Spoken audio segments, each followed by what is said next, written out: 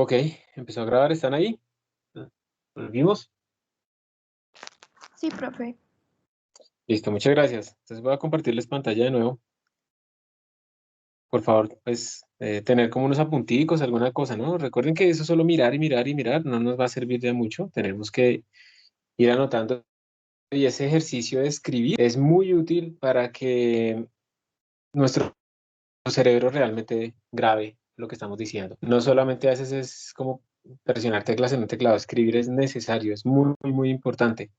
Hay muchos estudios que soportan que en el proceso de aprendizaje, digamos, escribir es mucho mejor que simplemente tipear, para que ustedes graben en su cabecita, porque precisamente involucra muchos procesos diferentes de su cerebro. Les estaba diciendo, vamos a ver ahorita centro de masa, cómo hacer unos cálculos de centro de masa y conceptualmente qué significa, porque ahí es donde hemos estado concentrando nosotros hasta este momento, pues como cuando decimos que como que los cuerpos son un punto, estamos asumiendo que son rígidos, infinitamente rígidos, y que las interacciones se concentran en ese punto.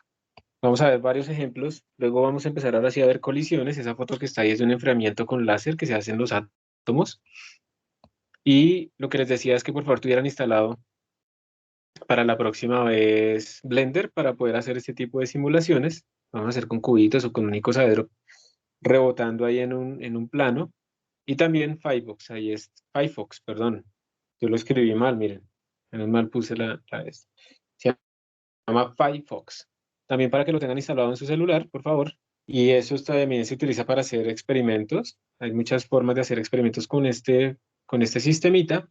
Y hay una manera en la que uno puede calcular el coeficiente de restitución precisamente porque Firefox llega y mira cuánto es el tiempo que se demora una pelota en el primer rebote, el segundo rebote, el tercer rebote, y ahí uno puede calcular el coeficiente de restitución de las cosas. Entonces también para que lo tengan listo. Entonces me voy a volver porque es que para entender mejor las colisiones a veces es bueno hablar del centro de masa. Y entonces tenemos que saber qué es el centro de masa de un sistema. Esos son muchos, muchos ejemplos para que aprendamos a calcular. Entonces, ¿qué es el centro de masa? Sin importar, digamos, la forma de nuestros cuerpos, hasta ahora nosotros hemos hecho como, espera que aquí preguntan algo. Blender es solamente en el computador, en el celular Firefox, en el computador Blender. Entonces, nosotros hasta este momento hemos considerado nuestros cuerpos puntuales, como un punto. Pero ¿cuál es ese punto? Si ustedes piensan en su cuerpo, por ejemplo, cuando ustedes saltan,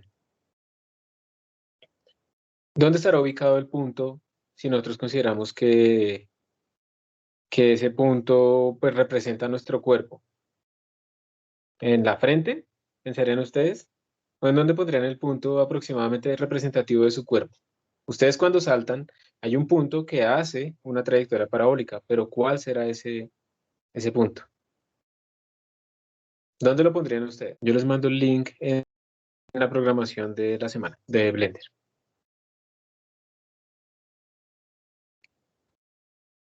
¿Mm? ¿Dónde lo pondrían? La barriga, profe, como el ombligo. Como el ombligo, más o menos. ¿Por qué? ¿Por qué lo pondrías ahí? No sé, siempre, pues yo lo asocio como el centro de todo el cuerpo. Como el centro de gravedad, Como el está, chakra. ajá, sí. Pues no tanto así, pero como que siempre está ahí fijo. ¿Sí me va a entender? Sí. Sí, sí, sí, sí, sí. Sí, digamos que no nos vamos a hablar que el chakra y que no sé qué cosas, pero sí, digamos que ustedes si se dan cuenta cuando están de pie y ustedes empiezan a inclinarse, hay un punto en donde hay cierta parte de su cuerpo que sale como de la base que está, digamos, generada por sus pies, y ahí es cuando ustedes se van a caer. Y cuando a uno le dicen como que asegure su centro de gravedad, que en este caso lo hacemos coincidir con el centro de masa, como que tenga bajo su centro de gravedad para que no se caiga, como que cuando uno le cuentan que un carro, por ejemplo, muy alto es más inestable, se podría voltear, pero pues se pega menos por debajo. Un carro más bajo es mucho más estable, pero pues se pega más. Todo eso tiene que ver con el centro de gravedad. Entonces, sí, en el cuerpo humano estará en el centro, pero ¿ustedes qué creen? Si yo salto y doy botes, ¿será que mi centro de gravedad ya no está siguiendo, por ejemplo, una trayectoria parabólica como la que está siguiendo esa pelotica? Ya vamos a ver que eso tiene otros efectos. O sea, el centro de gravedad realmente siempre va a estar en el mismo punto. Y si yo, por ejemplo, cambio mi estructura, me muevo o algo así, lo que estoy haciendo es poder levantar mis pies o levantar las manos a costa de otra cosa, porque el centro de gravedad siempre va a tener que seguir siguiendo mi trayectoria parabólica. En esta pelotica es muy sencillo, el centro de gravedad o el centro de masa simplemente va a estar en el centro de la pelotica. No siempre el centro geométrico va a coincidir con el centro de gravedad, porque eso depende mucho de cómo está distribuida en nuestro cuerpo. Porque, por ejemplo, si yo les digo a ustedes, no, es que esta pelotica es más pesada en esta zona, digamos que la mitad de la pelota está hecha de hierro, ¿sí? Y la otra mitad de la pelota está hecha de caucho. Entonces ustedes pensarían que el centro de gravedad o el centro de masa más bien estaría en el centro de la pelota, en el centro geométrico, o estaría más hacia el lado del hierro o más hacia el lado del caucho. Más hacia el lado del hierro, porque el centro de Más hacia el masa lado del hierro. o el punto Exacto. promedio de masa. Eh, Exactamente, o sea, el centro de masa nos está diciendo como una idea de que, como qué tan bien están distribuidas nuestras masas. De hecho, en el cuerpo humano, pues podemos más o menos también hacer algo así para calcular en dónde estaría ubicado, pero pues va a depender de si nos movemos. O sea, si ustedes levantan sus brazos, su centro de masa se sube un poquito, pero no mucho, porque es que el peso de sus brazos, comparado con el peso del resto del cuerpo, bueno, más bien la masa de sus brazos no es tan grande comparada con la masa del resto del cuerpo. Entonces, en esa misma proporción es que se va a trasladar el centro de masa. Si yo bajo mis brazos, pues entonces voy a llegar a mi centro, voy a dejar mi centro de masa otra vez como en el sitio estándar que uno se imagina, pero sí es como en la barriguita, pero tengamos en cuenta ese concepto que nos dijo David. El centro de masa es como un promedio de cómo están distribuidas las masas, es un promedio ponderado. Eso quiere decir que es un promedio que no es simplemente como sumar posiciones, sino que tenemos que pesarlo con la masa. Las cosas más pesadas arrastran el centro de masa hacia allá. Entonces la idea es como, la pregunta es cómo calcular ese puntico. Y hay una cosa interesante. Si yo, por ejemplo, lanzo un bate, no vayan a hacer eso en la casa, por favor, que se van y rompen por ahí alguna cosa. Pero si yo lanzo un bate, el centro de masa del bate va a seguir una trayectoria parabólica. Nosotros todo el tiempo hemos dicho cuando algo se lanza y pues ignoramos el arrastre del aire, etcétera, y no es una altura muy grande. Entonces, eso sigue una trayectoria parabólica y eso sigue siendo verdad. Pero el cuerpo como tal, no es que el cuerpo esté rígido, así como yo lo lancé, no es que siempre va a estar en la misma orientación, sino que él va como a rotar alrededor del centro de masa. El movimiento tiene una traslación del centro de masa y tiene una rotación alrededor del centro de masa. Hasta este momento nosotros no hemos estudiado mucho esas rotaciones alrededor del centro de masa, ese es el tópico realmente fundamental del tercer corte, las rotaciones, pero la idea es que siempre va, esa simplificación que utilizábamos era válida. Y ahora la pregunta es, bueno, si eso es válido, yo tengo un cuerpo de forma arbitraria, ¿cómo puedo calcular el centro de masa? Esa es como la pregunta. Un ejemplo muy impresionante de que, digamos, el centro de masa puede estar siguiendo una trayectoria muy sencilla, pero que lo que se mueve alrededor, o sea, el cuerpo puede cambiar de forma de manera muy abrupta, aunque el centro de masa siempre siga esa trayectoria sencilla, pues es un gato. ¿Alguno de ustedes acá tiene gatos y lo ha visto caerse? O sea, ¿alguno de ustedes tiene un gato que no caiga sobre sus patas cuando el gato ha saltado o algo así? En general, pues yo sé que hay gatos gorditos, troncos, ¿sí? Que no calculan bien y se caen, pero en general, ¿los gatos caen sobre sus patas o no? Sí, profe. Sí, o sea, en general esa es la experiencia de uno. No les pregunto que si ustedes caen sobre sus patas, porque, pues, bueno, primero no les gusta que les digan que tienen patas, ¿no? Entonces, ustedes no caen sobre sus pies y eso, pues porque nosotros no somos tan ágiles. Pero les cuento, chicos, ustedes tienen que seguir como entrenando saltos, tienen que seguir entrenando caer, caer bien. Una de las grandes problemas cuando uno ya llega viejito es que se cae y se fractura, porque no sabe caer. Y entonces sus huesos son más frágiles y como no sabe caer, no sabe disipar la energía en la caída y entonces se fractura muy fácilmente y una operación de cadera cuando uno es viejito es gravísimo. La gente se puede morir mucho por una operación de cadera. No tanto porque operar la cadera sea malo, sino porque eso trae complicaciones, infecciones, cosas de ese estilo. Y cuando uno es viejito esas cosas le dan muy duro. Entonces ahorita están jóvenes, pero seguramente están perdiendo esa habilidad. No es que, por favor, de nuevo, o sea, razonablemente, no vayan ahorita a ponerse a saltar en las escaleras, 7 escaleras para ver si saben caer, porque seguramente no, y se van a dar bien duro. Y bueno, no queremos eso, pero sí es bueno que no perdamos esa habilidad de saber caer. Saber caer no es caer durísimo en los pies, Saber caer es poder disipar la energía, caer y doblar las rodillas, ¿sí? Para que eso genere un impulso mejor. Cuando doblamos las rodillas estamos haciendo que la fuerza promedio sea más baja, estamos extendiendo el impacto por más tiempo. Y si ustedes ven a esa gente que hace parkour en unos videos de YouTube, van a ver que hay personas que se lanzan desde un segundo piso y caen y ruedan, ¿cierto? Ahí lo que están haciendo es disipar esa energía del impacto para que la fuerza máxima no sea tan grande, sino que más bien sea pequeña durante mucho tiempo. Y entonces no se lesione. ¿Ven? Entonces, bueno, esta es una foto de un gato, que soltaron a un gato. El gato está bien, no se preocupen, no hubo ninguna experimentación peligrosa con gatos. Y el centro de masa del gato, si uno lo va graficando, el centro de masa del gato va cayendo y va cayendo pues como una caída libre. Sin embargo, el gato miren cómo rota y pues debido a que como el centro de masa su posición es como la misma, entonces si él quiere estirar una pata, pues tiene que estirar las patas delanteras, entonces tiene que estirar las patas traseras. Acuerda muchísimo pues a mantener como ese equilibrio, pero observen pues toda la dinámica que tiene el gato para caer sobre sus cuatro patas, pero al final el centro de masa, el centro de gravedad de ese gato cayó como una partícula puntual bajo acción de la gravedad. ¿Listo? Y eso siempre lo que va a pasar es a la simplificación. Obviamente un gato no es un sólido rígido. Hemos visto que los gatos toman como la forma del recipiente que los contiene, es como un fluido, ¿no? Un gato como que se deforma y puede pasar por entre huecos o meterse entre recipientes y tomar cosas de la misma forma, pero no importa porque lo podemos representar bajo una aproximación del modelo como un punto, y ese punto es el centro de masa. Entonces, ¿cómo se calcula un centro de masa cuando yo tengo muchas partículas? Por favor, miren esa figura de la izquierda. Esa figura de la izquierda les está diciendo a ustedes, imagínense que ustedes tienen un montón de figuritas, de pepitas o de cuerpos sólidos, no importa, y cada cuerpo de esos tiene una masa y tiene una posición. Ese sistema de partículas puede ser continuo. Continuo quiere decir que es como una lámina, como un cuadrado, como un gato, ¿sí? Continuo es eso, que no tiene huecos. O pueden ser masas puntuales como las que están dibujadas ahí. Cualquiera de las dos. Y ambos sistemas, pues se les puede definir un centro de gravedad, un centro de masa. ¿Cómo se define eso? Simplemente se define de esta forma. Observen, por favor, es un vector.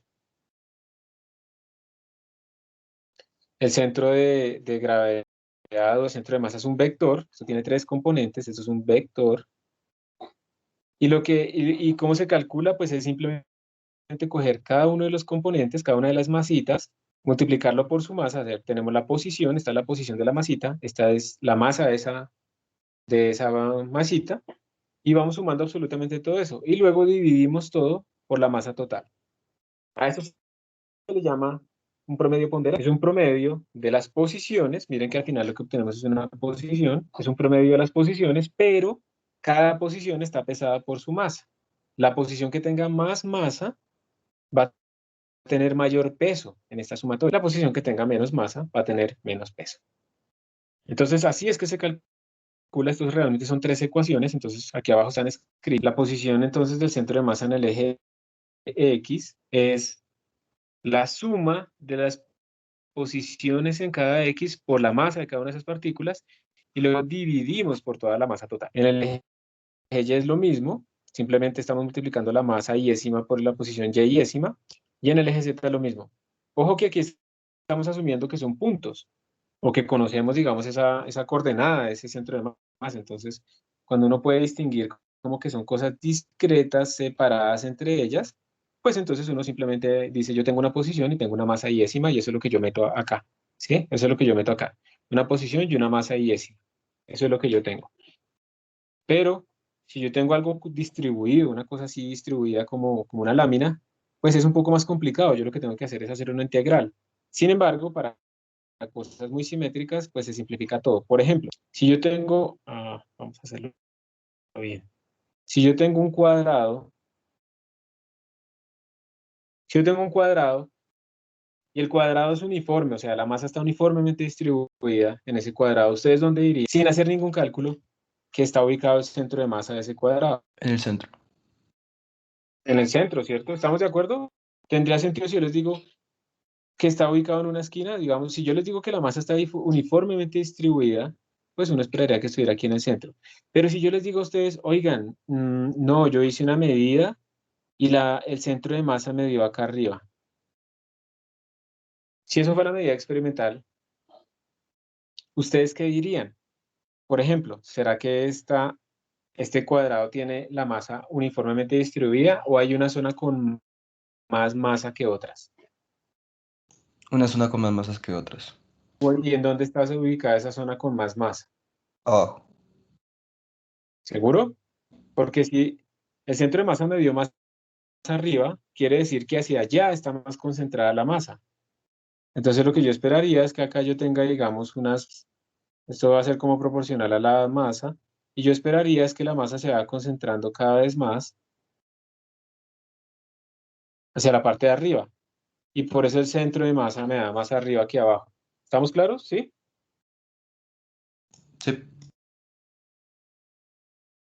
Entonces repito, el centro de masa me está dando la ubicación de un punto especial, que es donde vamos a decir que actúan las fuerzas, pero además me está dando como un promedio de cómo está distribuida mi masa. ¿Queda claro este ejemplo para todos? O sea, ¿o hay alguna pregunta acá de por qué tener el centro de masa más arriba implica que entonces la masa está más distribuida hacia arriba que hacia abajo? ¿Está claro eso? ¿O no hay algún? Claro, profe. Listo. Entonces eso es el centro de masa. Y como les decía, cuando tenemos algo continuo, pues tenemos que integrar. Pero ahorita vamos a integrar y son integrales fáciles. ¿Para qué sirve el centro de masa? O sea, ¿para qué estamos haciendo todo esto? Primero, el centro de masa me sirve precisamente para saber en qué puntos que se están en nuestro modelo aplicando las fuerzas. Pero además hay otra cosa interesante, y es que si yo cojo mi centro de masa, este vector, y lo derivo, pues voy a obtener una velocidad del centro de masa, que va a ser simplemente la suma ponderada de las velocidades. Y si lo vuelvo a derivar, tengo una aceleración del centro de masa. Y hay una cosa interesante. Cuando estamos hablando de una colisión, por ejemplo, cuando tengo dos partículas que van a colisionar una contra la otra, en esa colisión, cuando ya se choquen o lo que sea, esas fuerzas son internas. Y como esas fuerzas son internas, entonces uno va a tener que el centro de masa no está acelerado. Entonces el centro de masa siempre va a estar moviéndose a rapidez constante. Vamos a ver después un poquito más de aplicaciones de esto, pero esa es la parte importante. Miren, por favor, si no hay fuerzas externas, fuerza externa es igual a cero, entonces la aceleración del centro de masa es igual a cero. O sea que el centro de masa se mueve a una velocidad constante. Entonces nuestras dos partículas se pueden estar acercando una contra la otra, pero el centro de masa, digamos que fuera una X, se va moviendo siempre a velocidad constante, incluso después del choque. Para eso veamos, a ver si lo tengo aquí instalado, una animación de una colisión. Ahí donde están las que yo había guardado con corazoncito.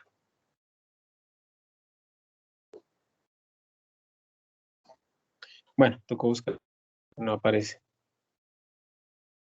¿Dónde está Collisions? ¿Ustedes la ven? Acá está. Y tenía corazoncito y no sé por qué no aparece. Entonces, bueno, aquí les voy a mostrar unas animaciones de un choque y le voy a pedir a esto que me muestre el centro de masa. Esto lo vamos a utilizar después para hablar de los choques inelásticos y todo ese tipo de cosas. Pero lo que quiero es que vean una cosa importante. Miren, el centro de masa es esa X y yo voy a hacer chocar a esta partícula 1 con la partícula 2. El choque va a ser completamente elástico. Bueno, eso no importa por ahora porque eso lo vamos a mirar con más detalle después. Las masas son diferentes. La idea es que miren el movimiento del centro de masa. Voy a volverlo a repetir. Por favor, fíjense si el centro de masa se aceleró, saltó o le pasó algo cuando chocaron. Miren que el centro de masa se sigue moviendo como una velocidad constante. Aquí está dibujado, bueno, el momentum total. Voy a volverlo a poner. Y si ustedes incluso pues aumentan, no sé, la masa. Miren que si yo aumento la masa azul, pues el centro de masa se mueve más hacia allá. Si yo disminuyo la masa rosada, pues el centro de masa se acerca cada vez más al centro de la masa azul. Eso es lo que pasa, por ejemplo, en la órbita entre la Tierra y el Sol. Realmente el Sol y la Tierra orbitan alrededor del centro de masa, del baricentro de ellos dos. Pero como el Sol tiene una masa tan grande comparada con la de la Tierra, entonces el centro es casi el centro del Sol, ¿sí? Entonces miren que dependiendo de las masas de mis cuerpos, pues el centro de masa se va moviendo de un lado para otro porque es un promedio que depende de las masas. Eso es como lo más importante. Entonces vamos a poner otra vez un choque, miren, vamos a poner un choque así, con el centro de masa de esa forma. Vamos a poner a chocar esto. Y miren que el centro de masa simplemente se sigue moviendo a una velocidad constante. No se ve afectado por los choques. ¿Y esto por qué pasa? Porque son fuerzas internas. Y cuando la fuerza interna perdón, son fuerzas internas las fuerzas del choque. Cuando no hay fuerzas externas, el centro de masa se mueve simplemente a rapidez constante. Muchos problemas se pueden hacer más fáciles pensando en el centro de masa. Y ahora, ¿cómo me salgo acá? Ah, ok. Y ahora, ¿dónde están las?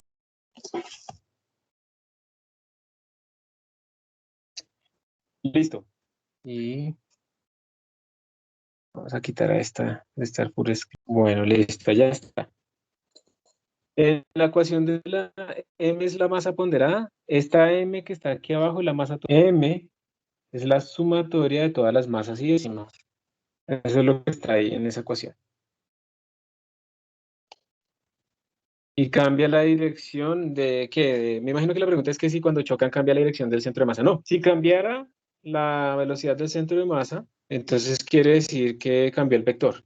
Y al cambiar el vector es que hubo una aceleración y eso quiere que tendría que haber una fuerza externa. Entonces estamos asumiendo que si no hay fuerza externa, entonces la velocidad del centro de masa es constante. Espero haber respondido la pregunta. Entonces vamos a hacer un primer ejercicio, chicos, que es calcular ese centro de masa. Centro de masa de dos partículas.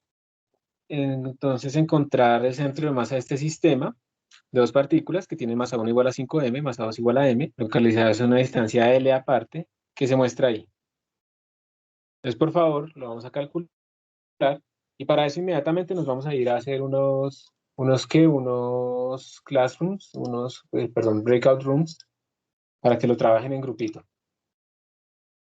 Tómenle una foto mientras tanto, por favor. Y ahí va. Ya los estoy creando. Ya los voy a lanzar. Este es un problema muy sencillo, pero como es la primera vez que ustedes lo van a hacer, digamos, entonces pues les voy a dar 5 minutos para que lo tengan listo.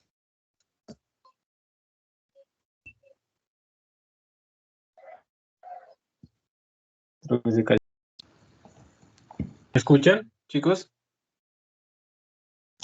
Sí, Sí, profe. profe. Sí, profe. ¿Listo? ¿Alguien quiere contar cómo lo calculan? ¿Cuánto les dio? ¿Si lo lograron terminar? Pues, profe, nosotros con Simón, pues nos dio algo, pero no sé si esté bien. Nos dio Anotémoslo. quinto L.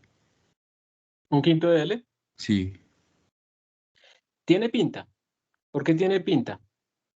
Recordemos que es como un promedio ponderado, ¿cierto? L quintos, digamos. Es un promedio ponderado. Entonces a ustedes les dio como por acá. Y pues pareciera que sí, pues porque estamos más cerca de la masa más grande, ¿cierto o no? sí, profe. Bueno, muy bien. Yo creo que eso está bien. Vamos a hacer, digamos, el procedimiento también para comparar a alguien. ¿Quién más le dio L quintos?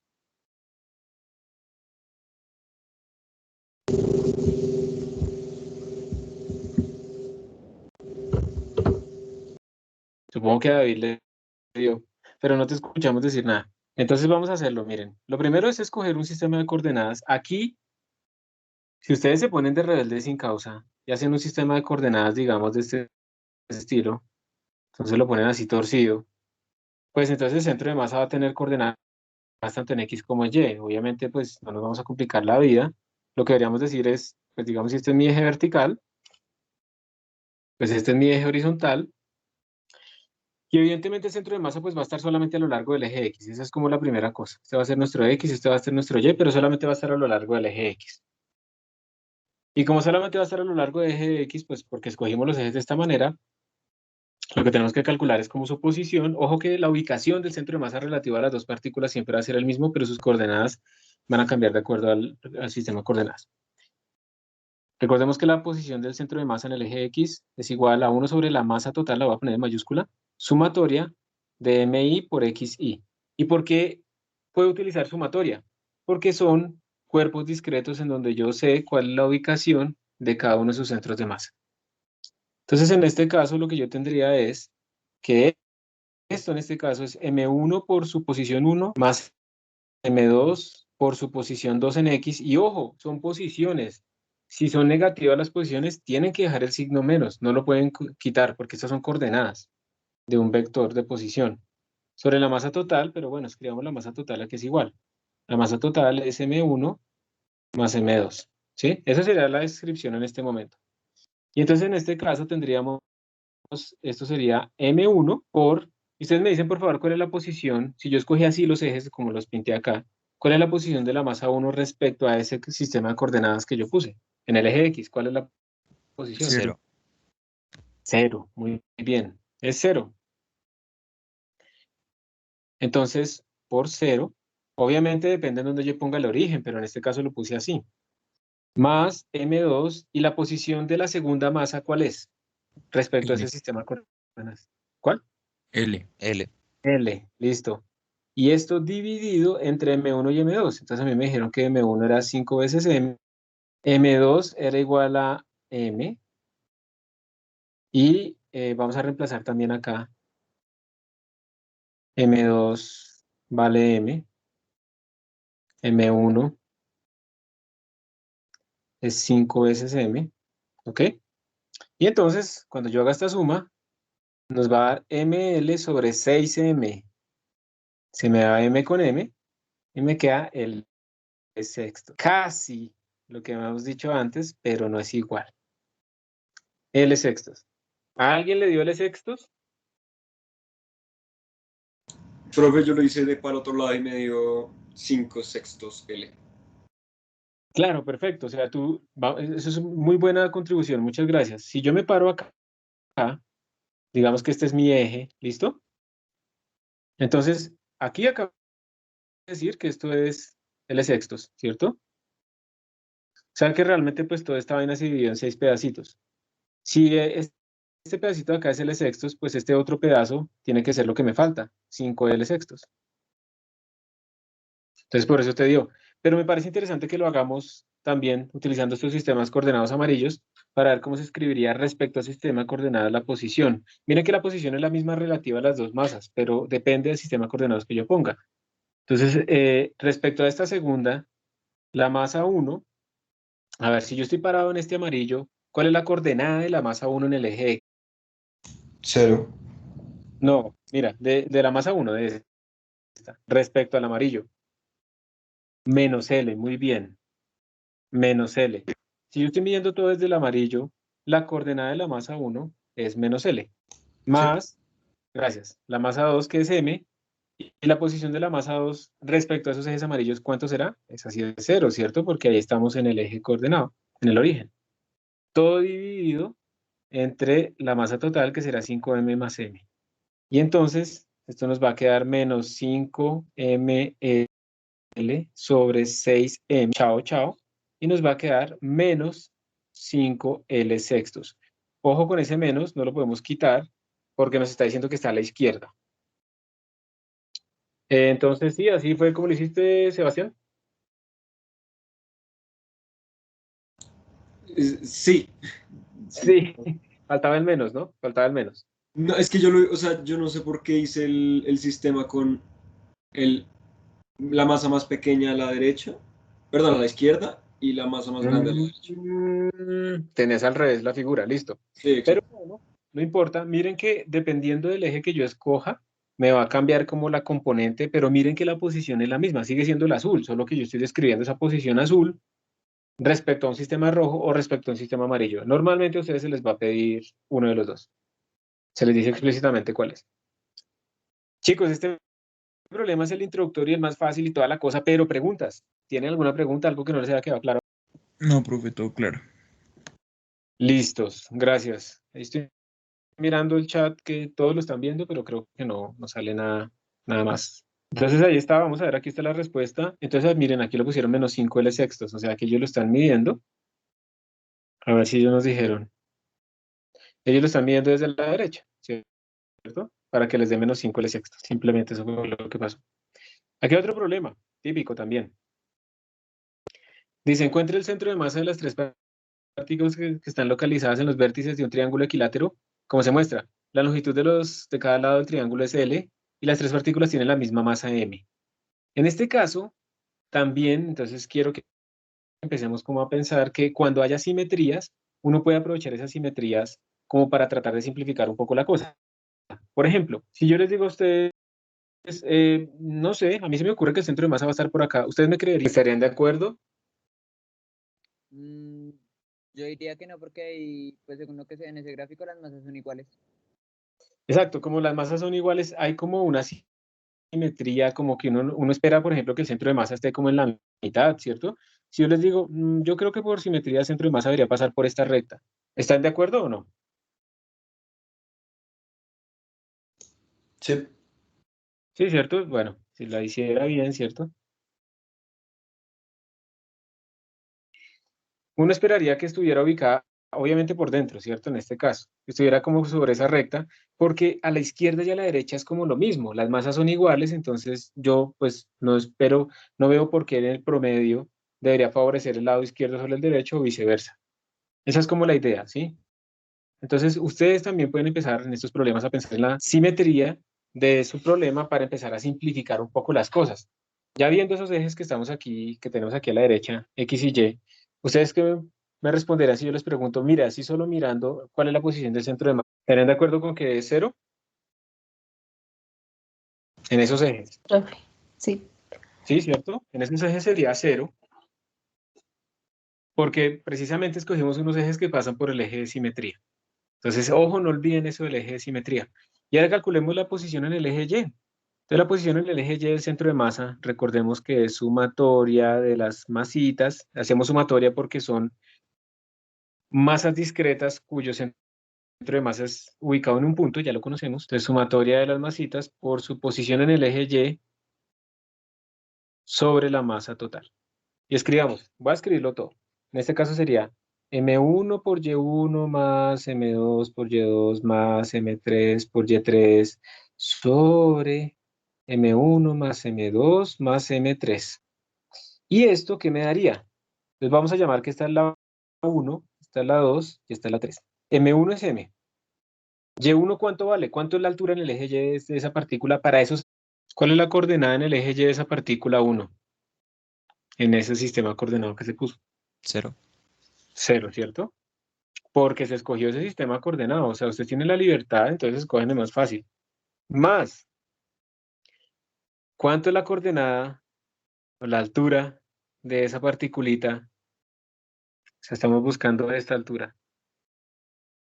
¿Cómo la sacamos? Altura H, pongámosle. Entonces, esa altura H, pues aquí tenemos un triángulo. Recuerden que la suma de los triángulos internos dentro de un triángulo plano es 180. Y como este es un triángulo equilátero, todos los ángulos son iguales y por lo tanto este triángulo tiene aquí 60 grados o este es 30 porque se partió en dos. Sabemos que esto mide L, la hipotenusa. Entonces, como yo estoy buscando esta parte, esta altura de acá, la que yo estoy buscando, pues puedo utilizar el ángulo de 30 o el ángulo de 60. Si yo utilizara el de 30, yo podría decir que ese de H es L por coseno de 30, porque es el adyacente. O también, si utilizara el de 60, podría decir que L es igual, perdón, que H es igual a L por seno de 60. Cualquiera de los dos da igual. Por favor, calculen en su calculadora coseno de 30 o seno de 60 y me dicen si les da igual o si les da diferente. Yo también lo voy a hacer por si acaso. Pero eso tiene que ser igual. El coseno de 30 me da 0.87 y el seno de 60 me da 0.87. A ustedes también les da. Sí, profe. Listo. Entonces eso lo que está indicando es que sin importar por qué lado estamos calculando las cosas, pues nos da lo mismo. Entonces, bueno, cuando uno hace geometría en estas cosas, esto le da raíz de 3 sobre 2 para que quede más bonito. Entonces, lo que yo pondría aquí es que esta altura es L por raíz de 3 sobre 2 más M3 y de nuevo la altura de la partícula 3 pues es 0. Entonces, eso es lo chévere de haber escogido esos ejes. Y aquí me daría M más M más M. Entonces, al final, toda esta sumatoria me daría M por L por raíz de 3 sobre 2, todo dividido entre 3 veces M. Se me va la masa, eso es importante para que me quede una longitud. Se me queda la longitud multiplicando a raíz de 3 sobre 6. Y esa sería nuestra respuesta. Si quieren ya ponerla con un número aproximado, sería raíz de 3, esperen, raíz de 3 sobre 6, eso me haría 0.289. Entonces sería L por 0.289. Esa sería la altura del centro de masa. Aquí preguntaron, ¿por qué es multiplicación y no dividido? Uy, ¿pero en dónde? ¿En dónde? ¿En el H? Tiene que decirme, por favor, porque como yo no sé lo del seno y coseno. Por ese triángulo, lo voy a hacer el triángulo con otro color para que quede más claro. Mira, yo tengo este triángulo, ¿sí? Ese es el triángulo. Si yo hago el seno de este ángulo 30, no, perdón, ahí es con coseno. Si yo hago el coseno, bueno, coseno de 30, eso es el lado adyacente, que es esto, que es el H que estoy buscando, sobre la hipotenusa, que se llama L. O la otra, si yo hago el seno de 60 es el lado opuesto, que es otra vez mi H, sobre la hipotenusa, que es L. Entonces, por eso es que... Listo. Bueno, ya esa es nuestra respuesta. Entonces, mire, para que vean, simplemente es aplicar la definición, pero tenemos que escoger un sistema de coordenadas. Vamos a ver cuál es la respuesta que sale acá. Dice, miren, 0 en el eje X, observen. 0 en el eje X y raíz de 3 sobre 6 en el eje Y. Entonces, vamos bien. Este es otro ejercicio muy parecido, se lo vamos a saltar, porque es básicamente la misma cosa. Sin embargo, la única diferencia es que aquí las masas ya no son iguales. Miren que las masas son diferentes. Y eso quiere decir que el centro de masa ya no va a estar ubicado como en el centro geométrico de de nuestro sistema. Va a quedar realmente corrido un poquito. Y pues ahí les dan a ustedes las coordenadas de X y Y. Lo único que tienen que hacer es sumar, ¿cierto? Por ejemplo, la coordenada del centro de masa en el eje X sería masa 1 por posición en el eje X, entonces sería 1.2 por 0, más masa 2 por la posición en el eje X, será 2.5 por, y lo vamos a ver en centímetros, 140, más masa 3, que es 3.4 por la posición en el eje X, que es 70. Y entonces todo esto dividido entre la suma de las masas, que sería 1.2 más 2.5 más 3.4. O sea, observen que es simplemente aplicar como la misma fórmula muchas veces parecidas. Acá es donde me dicen que suba. Si quieren, yo les envío ahorita este PDF. Sí, yo les mando este PDF. Ahorita al acabar la clase. ¿Me acuerdan? ¿Listo? ¿Me acuerdan ahorita al acabar la clase de mandarles el PDF? Yo me Vale, disculpo que este es un PDF larguísimo y yo lo he estado reescribiendo, entonces he borrado las cosas anteriores. Entonces lo que les voy a mandar a ustedes pues es nuevo, pero como de esta clase. Lo malo en esta aplicación es que yo no puedo seleccionar solamente estas diapositivas. Eso me parece que pues, en algún momento lo irán a arreglar. Hay otras aplicaciones que sí hacen eso, pero pierden otras cosas. Entonces, bueno, yo se los envío. Entonces es lo mismo, es aplicar ese algoritmo. Entonces es muy sencillo. Si estoy en 3 dimensiones, pues obviamente yo tengo que ahora calcular el centro de masa en mis 3 dimensiones. Y ahora lo que les quiero hablar es qué pasa si yo tengo un sólido continuo, si ya no son pepitas, sino que es un sólido como irregular. Más bien pensémoslo así, es un sólido irregular. Y entonces yo quiero calcular el centro de masa. ¿Qué se hace cuando uno tiene un sólido irregular? Lo que uno hace siempre cuando uno tiene un problema grande es volverlo en pequeños problemas. Entonces lo que se hace es coger un pedacito chiquitico, ese delta MI que ustedes ven acá, uno coge un cubito pequeñito, ¿sí? Y uno lo que dice es, bueno, si yo puedo partir esta papa de masa, si la puedo partir en muchos cubitos chiquitos, yo podría aproximar, pues ese cubito es tan chiquito, ese que yo extraje, ese cubito es tan pequeñito que yo puedo considerar que es un punto. Entonces yo podría decir, bueno, a mí me han enseñado que el centro de masa, la coordenada del centro de masa, el vector como tal, era la sumatoria de cada uno de los vectores de posición por cada una de las masas sobre todo esto sobre la masa total.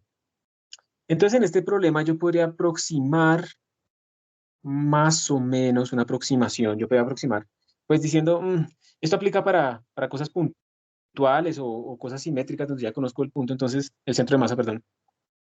Entonces yo lo que podría decir es, vamos a aproximar esto haciendo esos cortes muy chiquiticos. Entonces yo podría decir, esto también es una sumatoria, pero es una aproximación, porque pues finalmente esto no es un punto matemático, tiene un tamaño. Entonces yo lo que diría sería la posición de ese pedacito por su pequeña masa. Y todo dividido entre la masa total, donde la masa total sería la suma de todas esas masas. Si yo hago que, a ver, esta aproximación es una aproximación como numérica, entonces yo de pronto podría decir, bueno, yo quiero hacer que esto sea muy bueno. ¿De qué tamaño debería ser este cubito para que se vuelva un punto? Pues muy chiquito, ¿sí o no? Súper chiquito. Entonces yo lo que podría decir es, bueno, si yo quiero que delta M se asemeje a la masa de un puntico, yo lo que tengo que hacer es que haya un límite, que esto tienda a ser muy, muy pequeño. Entonces, ¿cómo hago? O sea, ¿qué significa eso? Yo lo quiero volver un diferencial, eso es lo que estamos diciendo. Yo quiero pasar de una masa pequeña, pero finita, a volverlo algo tan chiquito que parece un punto. Eso matemáticamente lo que está haciendo es convirtiéndose en un diferencial. Y yo no sé si ustedes se acuerdan, pero cuando ustedes les enseñaron sumas, perdón, cuando les enseñaron integrales, a ustedes les hablaron de la suma de Riemann. Les pregunto a ustedes, si yo divido esto en 4 pedazos, pues estos delta m son chiquitos. ¿Y cuántos términos tiene esta suma? Pues 4 términos. Si yo lo divido en más pedazos, cada uno de esos pedazos tiene una masa más chiquita, entonces está achicando, y tengo más términos. Si yo lo sigo dividiendo en más y más pedazos, cuando yo quiera que el tamaño de estos bloquecitos sea tan chiquito, pues a que digamos que este diferencial se va a volver cero. ¿Y cuántos términos tendré en esta sumatoria? ¿5, 10, 1000, 1.000.000, muchos? Si yo estoy haciéndolos cada vez más y más chiquitos, ¿cuántos términos tendré en esa sumatoria? Infinitos, profe. Infinitos. ¿Y se acuerdan de las sumas de Riemann? Las sumas de Riemann era precisamente eso. Cuando yo iba sumando cosas cada vez más chiquitas, pero la cantidad de esas cosas era cada vez más grande. Y el límite existe. Eso se llama, ¿cómo se llama eso? ¿Cómo se llama cuando yo sumo muchas cosas chiquitas? ¿Quién se acuerda de eso de las sumas de Riemann? ¿Sí les enseñaron? ¿Sí les hablaron de las sumas de Riemann? Ay, perdón, señora. ¿Eso no es notación sigma? No sé, no sé. Sí, eso es notación sigma, creo que así le llaman a la sumatoria. Cuando yo sumo muchas cosas chiquiticas y pues entonces la cantidad de esas cosas chiquiticas tiende a infinito, eso se llama una integral. Esto se me convierte en una integral. ¿Está bien? Y esto es una integral, entonces, sobre cada una de las posiciones. Está bien que no se acuerden del término, no se preocupen, eso es normal. Se llama una integral y estas pequeñas masas se vuelven unas diferenciales. Todo esto sobre la masa total. Y pues la masa total, que antes decíamos que aproximadamente era la suma de todas esas masas chiquitas, pues ahora esta masa total se nos convierte en una integral sobre todas las masas pequeñitas. Yo no sé si ustedes lo vieron así, de pronto yo estoy asumiendo. ¿Ustedes sí vieron las sumas, las integrales como límites de una suma? Sí, profe. Sí, bueno, entonces es algo parecido, ¿sí? Entonces cuando yo tengo ya una cosa continua, simplemente las sumas se me vuelven integrales. Ese es el concepto fundamental. Y ahora pues la pregunta es, ¿y cómo calculo este diferencial de masa? ¿Cuánto es la masa de un pedacito tan chiquito que lo puedo considerar casi un punto? Entonces ahí es importante hablar de la densidad. Densidad lo vamos a definir como el cambio de masa respecto al volumen. Cuando eso es uniforme, pues la densidad es simplemente la masa sobre volumen. Eso es lo que no le enseña, masa sobre volumen. Pero eso implica una densidad uniforme. Nosotros vamos a hablar de densidad así, porque eso permite que la densidad cambie. Entonces miren que acá yo puedo despejar que ese pedacito de masa es igual a la densidad por el pedacito del volumen. Y entonces estas integrales al final, la integral del centro de masa, nos convierte en una integral de R por la densidad, y perdón, por el diferencial de volumen. Ópale, se me cambió esto. Por la diferencial de volumen. Dividido entre la integral de la densidad en todo el volumen. Eso es lo que uno obtiene. Esa es la definición general, o sea, esto es lo que aplica para todo. Pero realmente son 3 integrales, ¿cierto? Porque el vector de posición va a ir cambiando. Y es un poco complicado realmente, digamos, hacerlo en forma general. Uno tiene que escribir, entonces, esto es una integral de volumen. Ustedes apenas están haciendo integrales de una sola dimensión y realmente queda un diferencial de volumen de x por dy por dz. Eso en coordenadas cartesianas. En cambio, cuando uno está hablando por allá de coordenadas esféricas o cilíndricas, pues cambian las cosas. Pero bueno, entonces digamos que esta es la definición general y nosotros vamos a hacer estos cálculos para cosas muy sencillas, para cosas mucho más sencillas. Pero es el mismo concepto, listo, es el mismo concepto, simplemente que cuando las cosas son continuas y no podemos como de simetría deducir los centros de masa, entonces hacemos integrales. Eso es lo que quiero que se queden ustedes acá. O sea, ahí están las integrales en cada uno de los ejes coordenados. En X, Y, Z, para no escribirlo vectorialmente, eso es para que ustedes vean que son 3 integrales. Y se pueden escribir en términos de los diferenciales de masa o en términos de los diferenciales de volumen por una densidad. Aquí tomaron como densidad uniforme, pero yo no me quedaría con esto. Solamente con esto. Bueno. Entonces, cuando uno está en estas, uno tiene que hacer ejercicios, ¿sí o no? Porque ya se está perdiendo. Todo iba fácil, entonces es como no entendiendo, entonces ahí sí meten las integrales. La pregunta para ustedes es la siguiente, y lo importante en esto es, si ustedes ven ese cuadrado a la derecha, ese cuadrado pues es una placa uniforme. Entonces uno diría, uy, no, me toca hacer una integral doble porque es en X y Y, eso es terrible. Pero no. Porque cuando las cosas son sencillas, digamos, si esta masa es uniformemente distribuida, ¿sí?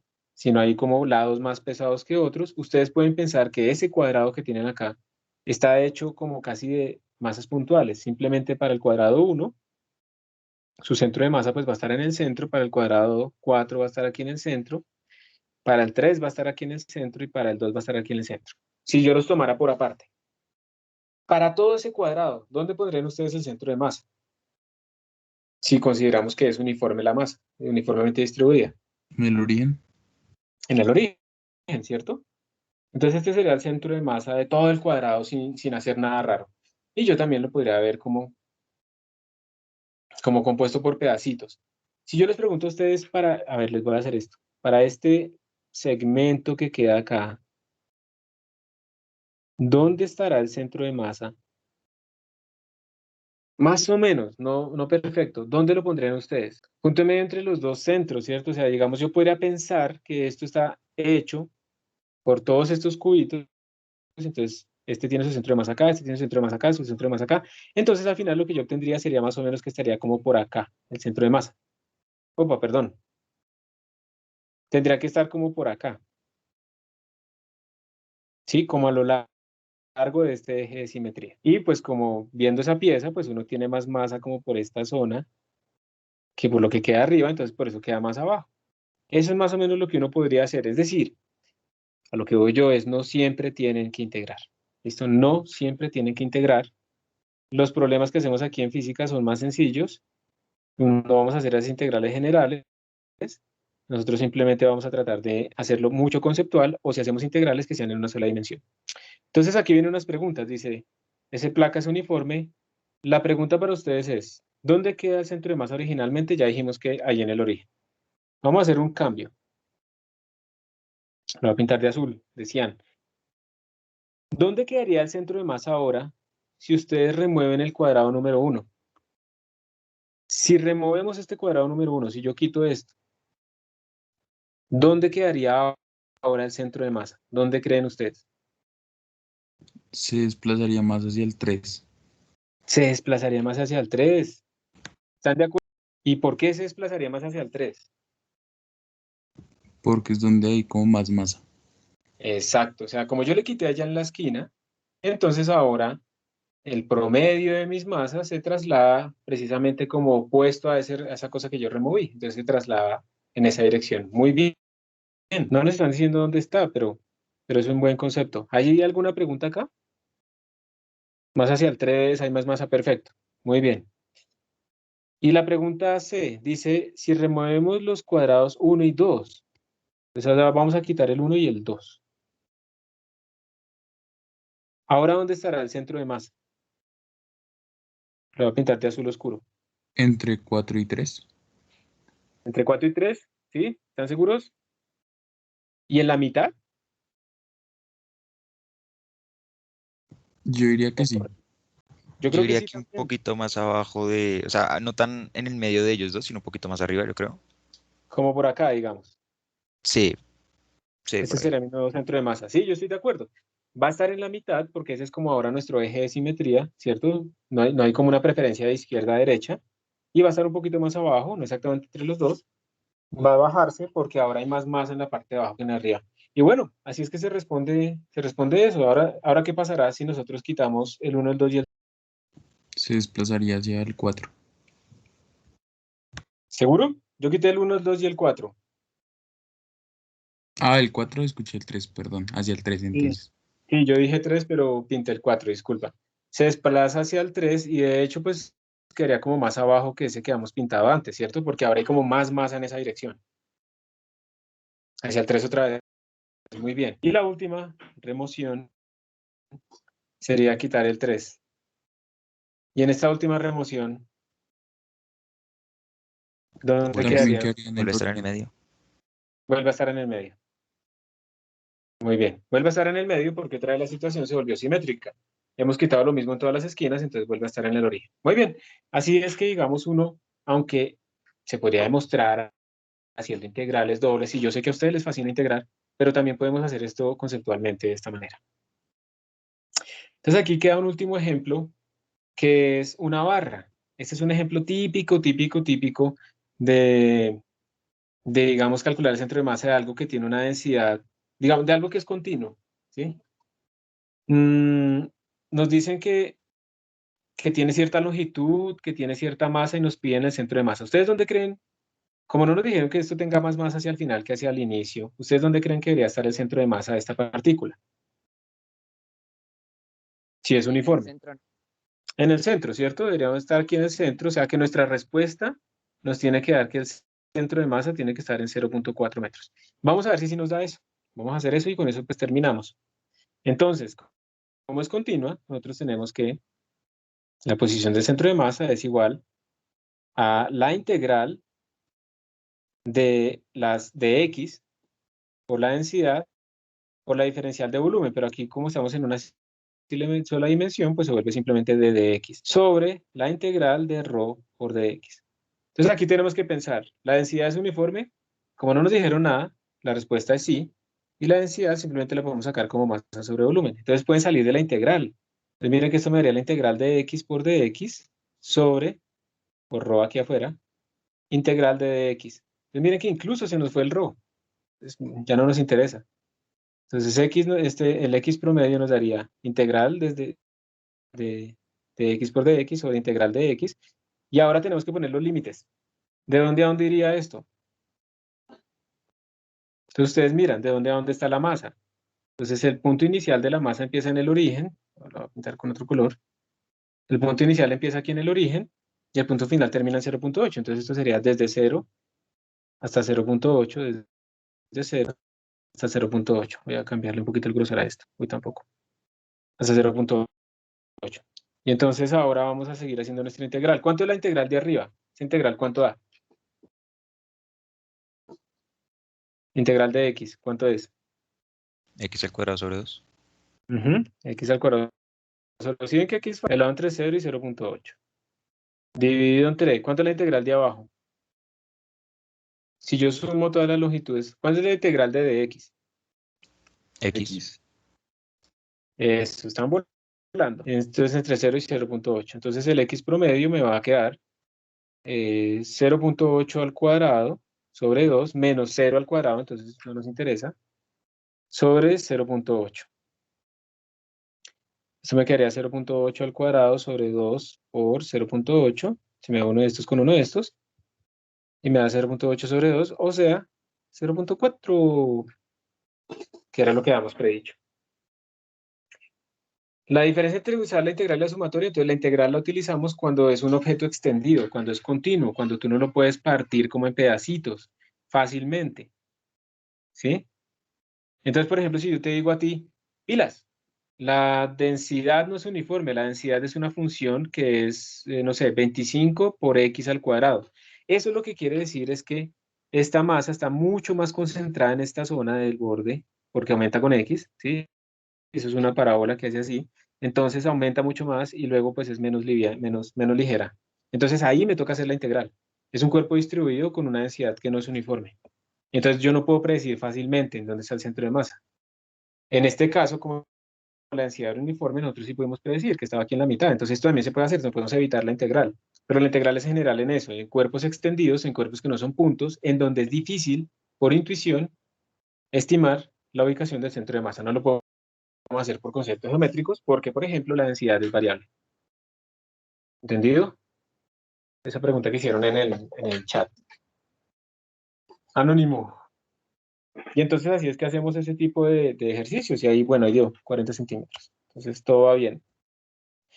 Y si yo tengo, por ejemplo, ahora que le quiero calcular el centro de masa a este sistema extendido, pues entonces yo tengo que hacer una integral en el eje X y en el eje Y. Y entonces tengo que tener en cuenta, digamos, como los bordes de mi sistema. Ahora, aquí es un poco más complicado. La del eje X es fácil, pues porque ustedes simplemente las integrales irían desde 0 hasta B, porque B es la última coordenada. Y pues tiene más o menos esta curva, ¿sí? Perdón. Pero en Y, ustedes tendrán que ver que la integral en el eje Y pues va variando de esta forma y esto requiere como una integral doble. Es una generalización de lo que hemos venido haciendo, pero pues yo no quiero complicarlos con eso. Simplemente les quiero decir que uno también lo puede calcular ahí y no es muy complicado. Hay métodos numéricos también para hacerlo. Y hay otros casos, esto pareciera que uno tuviera que integrar, pero realmente no tiene que integrar. Hay otros casos en donde uno tiene un sistema como este es un cuadrado al que se le quitó un pedazo, y la pregunta es cómo lo calculamos. Y hay dos maneras. Lo vamos a hacer partiéndolo en cuadrados, así. Entonces calculamos este centro de masa, este y este, y hacemos ese promedio como si fueran masas puntuales. Y la otra es como tener un cuadrado total y restarle el centro de masa de un cuadradito, el de la esquina. ¿Sí?